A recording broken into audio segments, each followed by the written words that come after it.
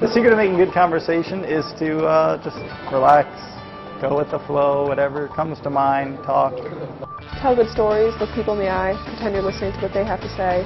Good conversation is to keep somebody interested in what you're saying. You can do that with humor, you can do that with a lot of insight.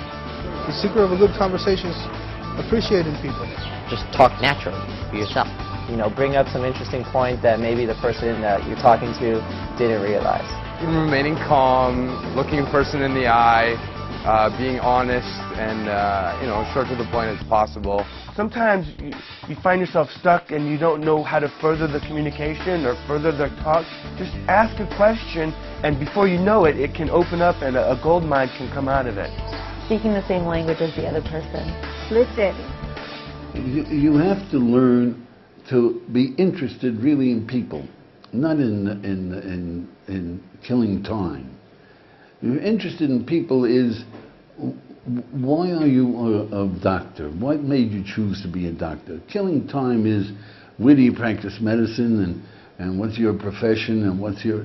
But why did you choose pediatrics? Do you think that doctors who are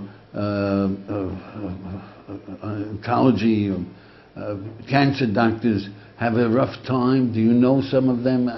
I heard that they are depressed. Do you think that they're depressed? How do they deal with so many people dying? You know, now you're talking meat about life. Don't ask them, where'd you get that coat, and where'd you get that hat, and where were you born? Yeah, you gotta warm up.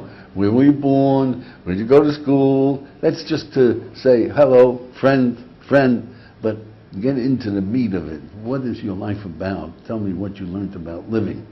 And if you're interested in people, it's natural. You get to them, and you learn a lot about human beings, which is just another facsimile of yourself. I think the secret to making good conversation, I think it's going to surprise you, but I think it's listening.